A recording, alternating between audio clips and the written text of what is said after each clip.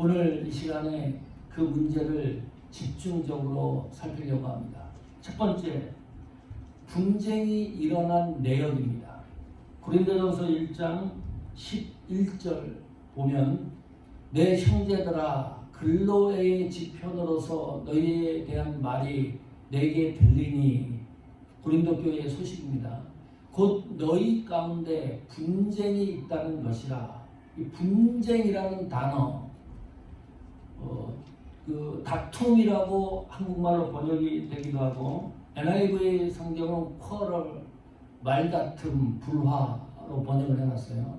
킹 제임스 성경은 contention, 논증, 주장입니다.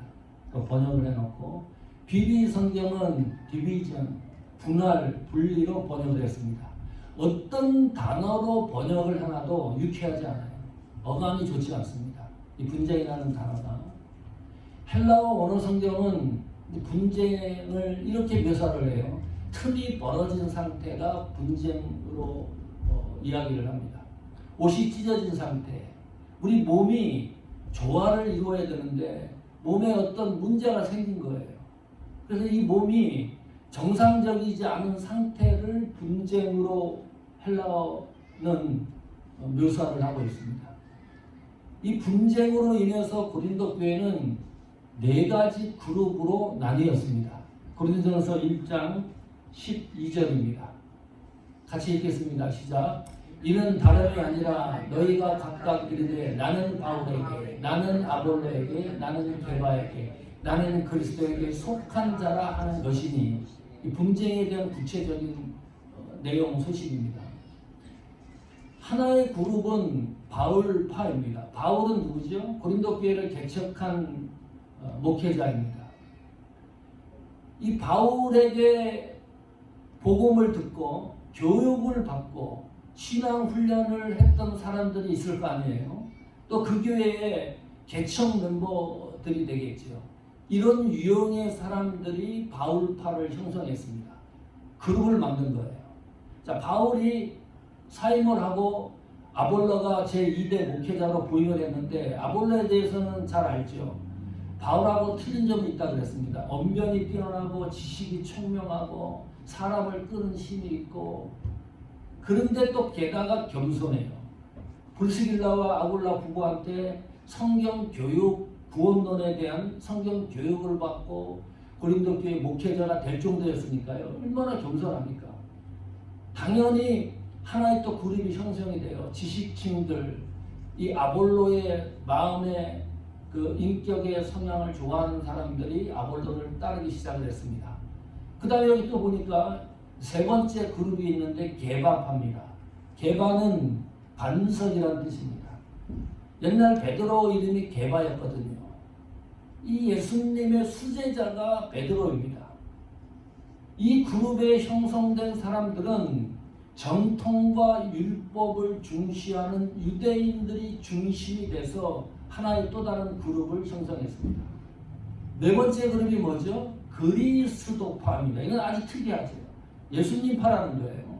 좋은 의미가 아닙니다. 신앙의 우월감을 나타내는 사람들이 모였습니다.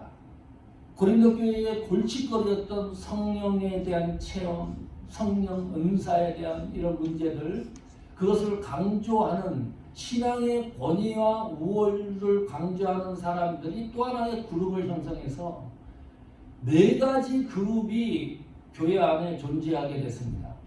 자, 궁금한 게 있습니다. 이 그룹을 누가 만든 건가요? 도대체 이 파당을 어떤 사람들이 조직을 한 건가요? 교회 안에서. 바울이 조직을 한 건가요? 아볼로가 조직한 건가요? 바울이 어느 날 나를 따르라, 자기 사람들을 모아가지고 바울파를 만들었나요? 오늘 성경에 보면 반복되는 게 있습니다.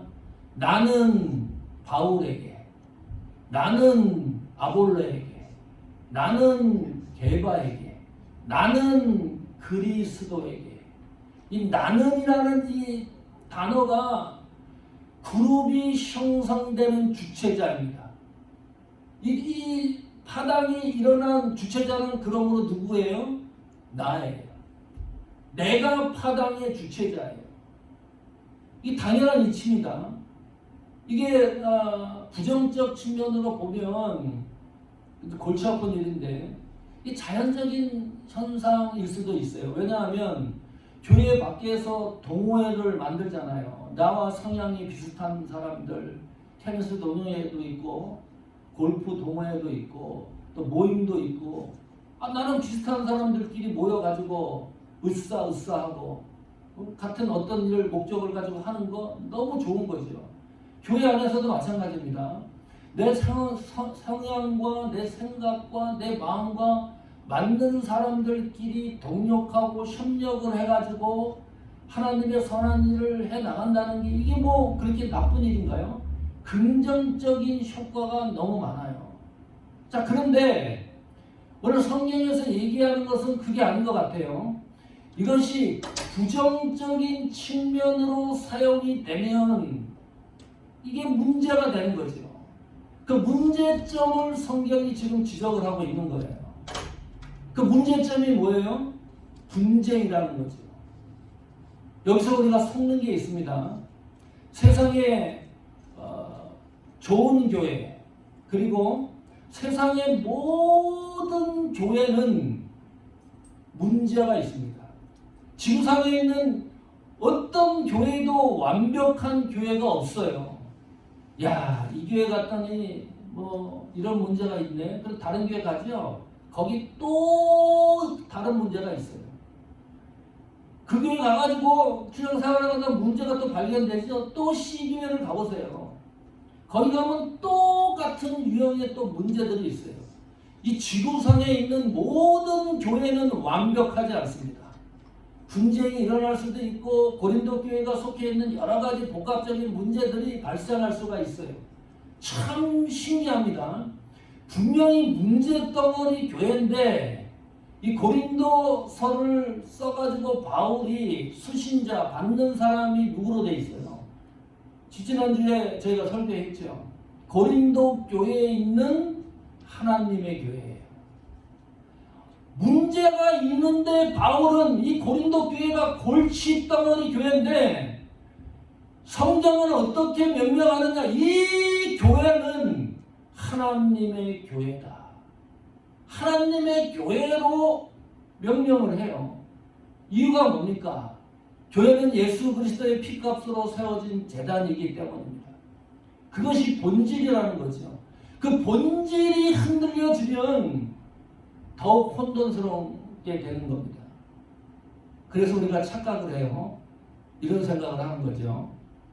자, 고린도 교회가 이렇게 분쟁이 있었지 않느냐?